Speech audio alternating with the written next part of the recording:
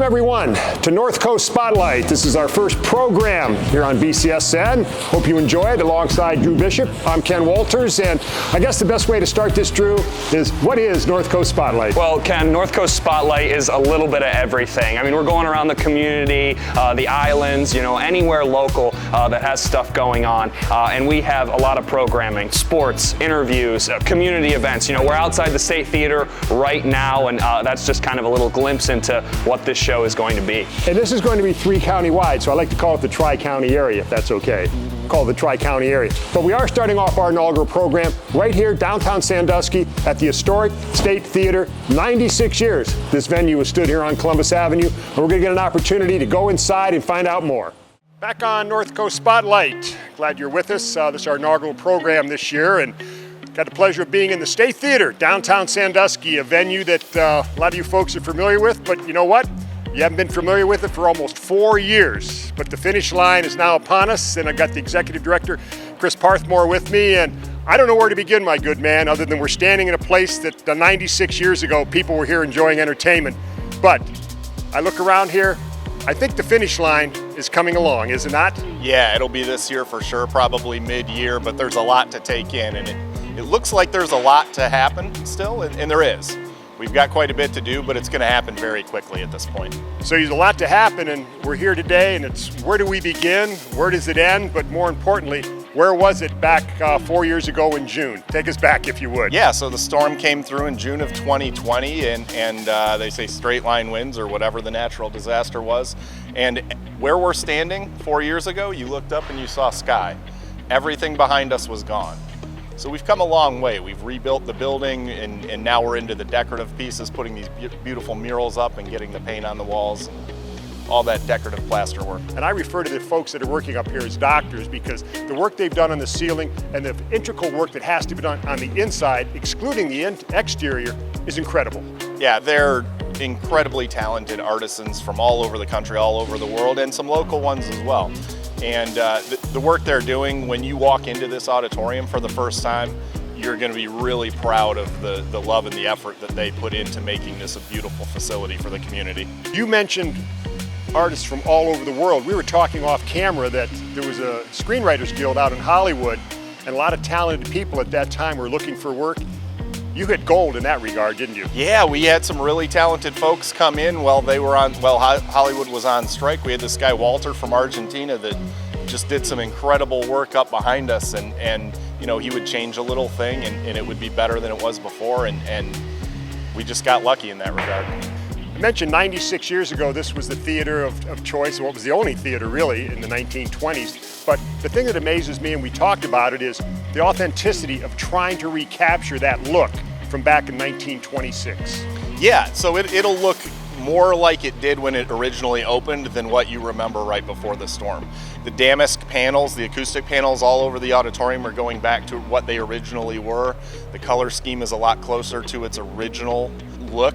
And then if you look right behind us, it's a little tough to see, but these decorative fountains that sat in front of the murals, those haven't been in the auditorium since the 1940s. We're recreating those out of pictures from the original theater and bringing them back just like it was originally constructed. And I think people that are watching the program tonight, they're saying, my God, when is this thing going to end? It's been going to be 4 years in June.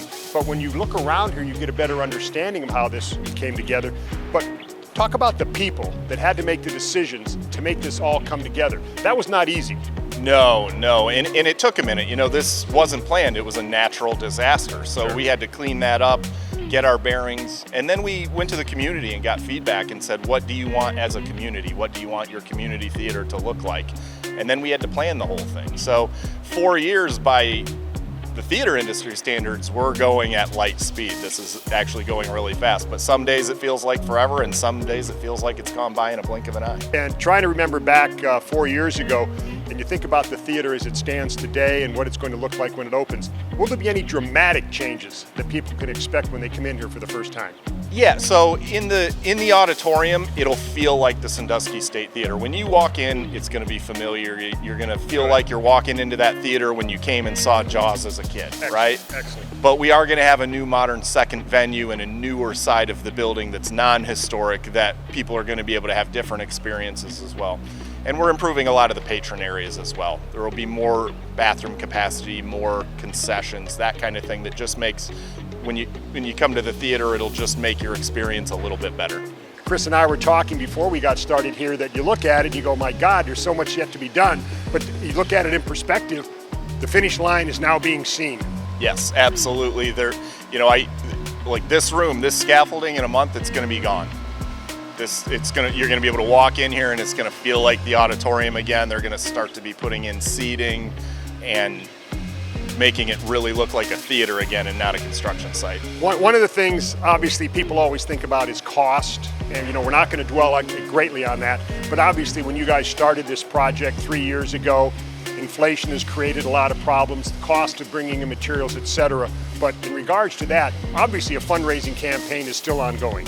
Yeah, we have a campaign ongoing, but we're close to the finish line. The community's been very generous. We've done a great job of going out of town and getting federal dollars, state dollars, and just trying to lower the burden on the local community. It's also a federal historic tax credit project, so we're getting state and federal historic tax credits as well. Good. And I think about the programming that you're going to be able to do. You had mentioned before we talked about the stage and how things have changed there. You're going to really be able to up the ante in relationship to the type of programs and concerts you're going to be able to bring in here. Absolutely. So we have a programming fund now that we didn't have before that will allow us to bring in bigger and better acts. But not only that, the larger stage, the extra 20 feet of depth that we put on the stage will allow us to have bigger Broadway shows, bigger concerts, all the things that the space really restricted before the storm. We think about the theater, Chris, and obviously folks are really enthralled with what's taking place here. So let's take a spin around, as I like to say, spin around the block, go to the stage, look up top, and get a better understanding of what's going on. Yeah, it'll be a great place to see why we're going to be able to do extended programming in that bigger space. So let's go take a look at it. Let's do it. Backstage at the State Theater, the place that folks never get to go, and if you have had an opportunity years ago to come back here and look around, you would not recognize it. It's incredible the amount of steel, infrastructure that's gone in here. Explain a little bit if you would, please. Well, it's going to take a lot more than some wind to knock this down ever again. It's not coming down. No, it is very, very structurally sound at this point. But as you said, it's about 20 feet deeper. So the stage was 27 feet deep before, now it'll be 47, 48 feet deep, and that'll allow us to do larger shows and a bigger variety of shows. And more importantly is that your backdrops that you have can be a little more elaborate, so to speak, and just a whole lot of different depth in how people see presentations. Yeah, we can just do more. So the rigging prior to the storm, we had 38 lines of rigging, now we have 50. And you've also made some changes too in regards to the actors and the performers that come in, new dressing rooms, everything has been changed, and you've utilized the basement, which old timers might remember used to be a bowling alley. We actually got some of the lanes out when we took the floor out of the basement. Oh, so excellent. They'll make another appearance, but you'll see when we open up where those end up. We look around, we mentioned earlier, Chris, that this is not going to come down like it did 4 years ago, because you can see this amount of steel that went in here, all the block that you've got in place now. Also, I see a lot of different grading that has gone up over here behind us. Talk about that. Yeah, so that's standard things in a modern theater, like our mid-rail, the grid up top, and that allows our tech staff to work more efficiently on a show, but also more safely. And that's pretty, what's the height on that, by the way? The height of the building, I think, is about 83 feet. It's the exact same height that it was prior to the storm. For some reason, it always looked like it was bigger. Nobody believes us, but it is the exact same height, but it is just deeper. It is the same height. Gotcha. Chris Parthmore has been our guest here on North Coast Spotlight. Chris, want to thank you for your time. And as I said earlier, a little bit of work to do before we get going and the theater opens, but best of luck and success here at the State Theater. Thanks for having me. We appreciate it. Would like to thank Chris Parthmore for giving us an opportunity to come into the State Theater. 96 years here on Columbus Avenue, and certainly something we're all looking forward to. Coming attractions, it'll be happening here in 2024. But from the State Theater, we're going to get into a little bit of sports right now, along with Mike Lilje. Go ahead, my good man. And the Fog Father himself brought us into the WLEC offices. The Fog Father. Mike Lilje sits down with Mark Fogg, talking a little bit about history, Erie County sports, and kind of his. He divulges into some of the local media stories that he's gathered over the years. And he's talking about over the years, Mark Fogg going back to the 1970s. That's going back, so this ought to be a good one. Well, welcome into Northcoast Spotlight. I'm Mike Lilgy, and the idea behind this segment is kind of a Where Are They Now interviews with former athletes and coaches and whatnot from around the area that BCSN covers now. And I thought maybe a good way to start this is talk to the guy who's covered all these athletes for, I don't know, longer than I've been alive. And we're lucky enough to have him as a part of our crew now, but a lot of people know him as the voice of high school sports on WLEC. Welcome in, Mr. Mark Fogg. Mark, thanks for taking a couple minutes with us here on an early, chilly morning. Well, thanks for having me, Mike, and I'm just getting ready I'm bracing myself for the first of many age jokes throughout this segment, so far, so good. Why don't you tell people what got you into broadcasting in the first place? You know, the goofy part is I started doing this when I was a youngster with my baseball cards.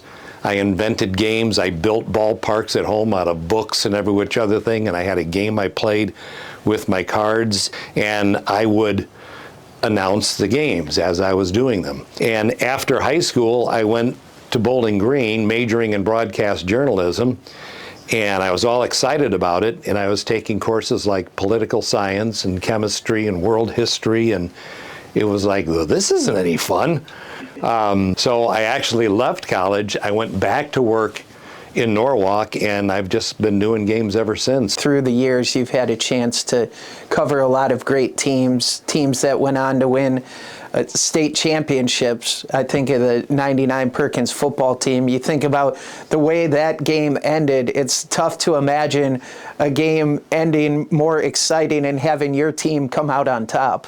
And again, so many memories fade with me, but I can still see Brett Adams throwing that pass to Bert Jarrett, and I can still see Bert Jarrett in the end zone laying out to make a diving catch of a thrown ball that wins a state championship.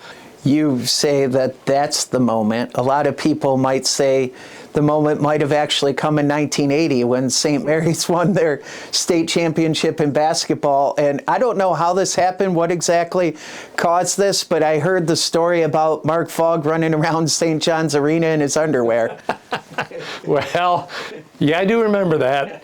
It came about earlier in the season because, I mean, everybody knew St. Mary's was going to have a good team that year, but the cheerleaders came to me, a group of them, right with about 8 games gone in the season, and man, we're going all the way, we're winning the state championship, and I just threw out one of my flip comments like I always do. I said, if they win the state championship, I'll run around St. John Arena in my undershorts.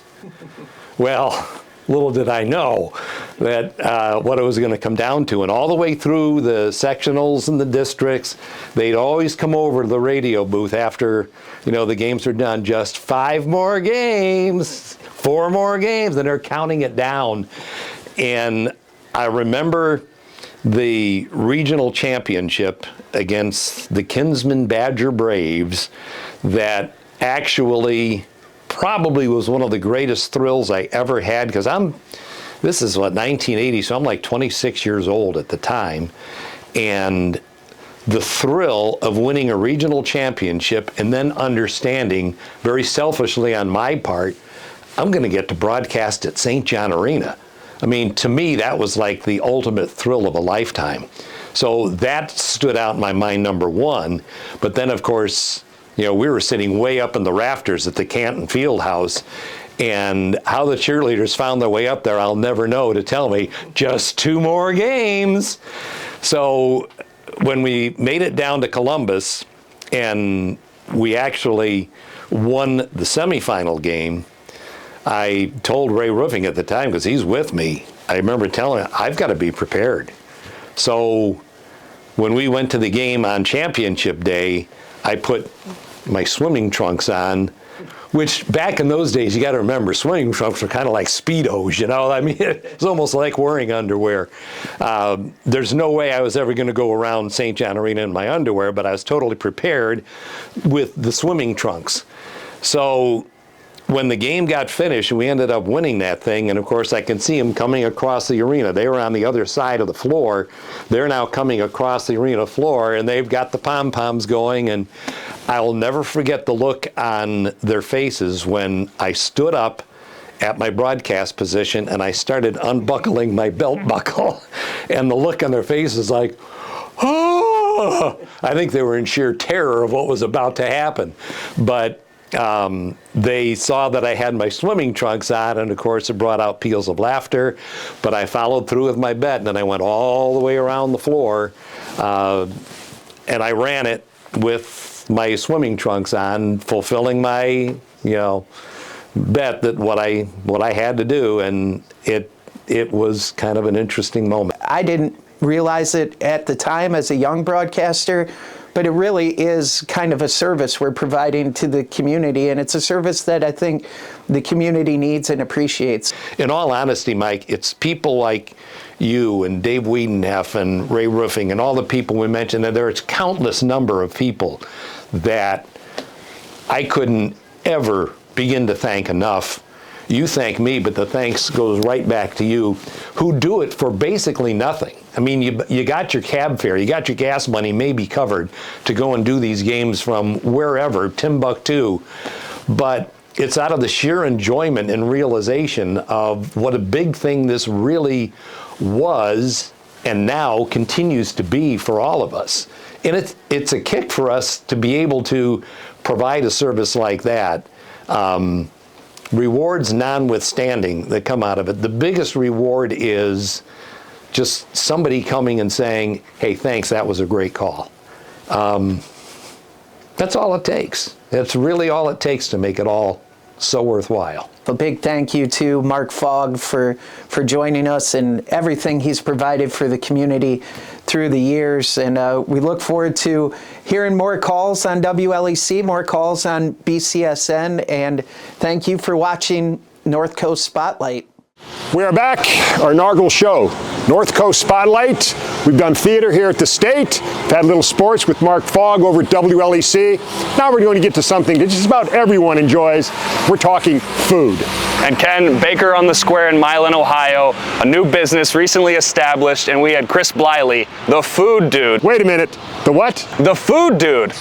And the only thing he takes serious is his food. And I'll tell you, there's some seriously good delicacies over there at Baker on the Square. Chocolate-covered cheesecake, one of the items that Chris will be trying. You did say he does get to eat the food. He does. Well, Chris Bliley, the connoisseur of fine dining. Let's find out more.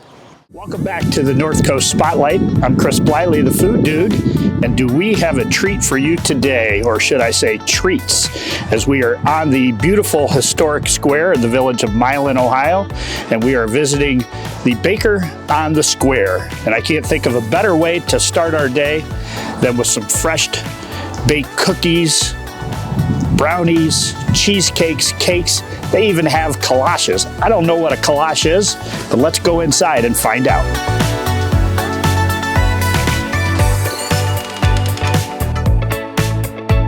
And we're joined with owner Richard Schaefer, also chief baker of Baker on the Square in Milan. And what a beautiful place you have here. Such a comforting and warm vibe inside. Tell us a little bit about your vision behind starting Baker on the Square.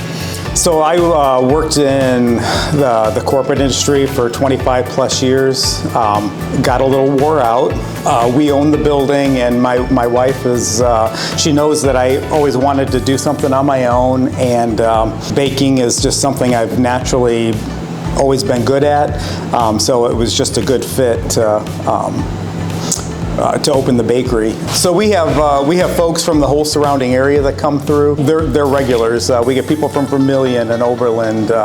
People we get once a week. We have a family come in from Medina to stop in and get their things. So we do have our regulars that stop in a couple of days a week. So we get folks that come in and log onto our Wi-Fi, and they work remote. Yeah, which is kind of the vibe I wanted to create. I just wanted a gathering spot. People come in and just kind of hang out and have some pastries and some coffee. And one of our big items are cheesecakes. We make all of our cheesecakes in-house. We offer pies. all kinds of things. Cupcakes, we cater events, weddings, local events. Well, enough of the small talk. Let's head into the kitchen where the magic works and see if we can add a few inches to my waistline. All right, let's go. So we've made our way into the kitchen where the magic happens, and the first thing I noticed is just all of these ingredients, and I read on your website about how almost everything here is homemade. So take us through how important that is for you, and then while I mention that, I know you have another partner in crime here, your wife Amy. She's not able to be with us here today, but her role in the business. So I'm the creative, large, broad thinker, and my wife actually, Amy, she actually brings me back to earth and actually keeps me grounded. So I'm the creative side, she's the paperwork side. So let's let you be creative. I see some ingredients here. What are you about ready to put together for us? Peanut butter cheesecake. And these are going to be the center of our chocolate fudge peanut butter cheesecake cake. And it's delicious. We're going to add some just granulated sugar to the cream cheese mix. Have some sour cream. We're going to add some sour cream to it. Have some vanilla extract. I'm going to scrape it down again. Richard, I'm going to guess this is not the fat-free version of this cake. So I don't know if you ever work or baked with alcohol, you know, that alcohol evaporates out as you bake it or cook it. It's the same thing with, the calories and everything just evaporate right out of it. And we're going to add some peanut butter and eggs. That's everything. It's actually a pretty simple recipe of products. Alrighty, we are good to go.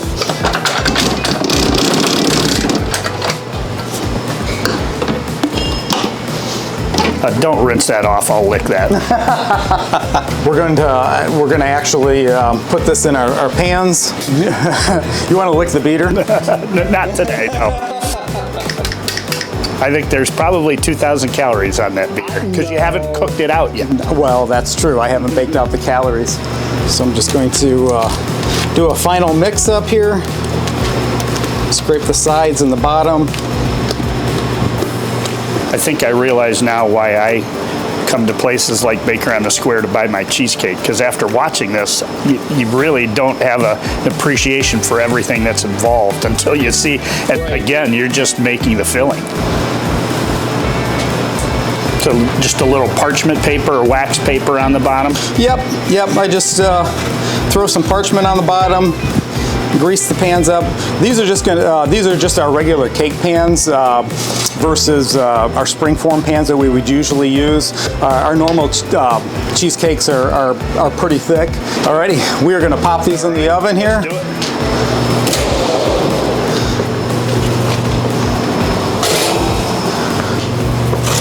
Cheesecakes like moisture, so I'm just going to spray a little bit of water. Just kind of get that misting in there a little bit, and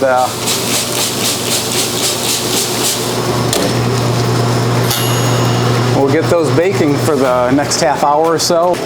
When you reach this process every day, if you could give me a call, because there's a little left extra in there, I could probably buy a dozen cookies, and that would make a great topping for your cookies. Well, yeah, maybe. There'd be no sense to rinse that out. No, we're going to actually save that for probably more cheesecakes. So, yeah. Alrighty. So when will we get to try this? I set some aside just for you, so we can try it while this is baking up. Let's hit that slice of cheesecake. All right. All right, here you go, finished product. This is our chocolate fudge peanut butter cheesecake cake. Holy cow, How many times can you say cake? That looks tremendous. Well, let's not waste any time here. Let's get right into it.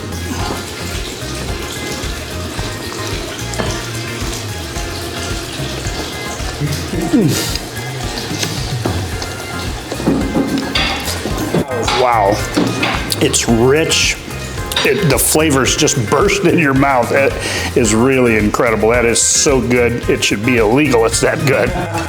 Well, thank you. I appreciate it. So if you haven't been here before, you do not know what you're missing. We just had the chocolate peanut butter fudge cheesecake cake, and it was to die for.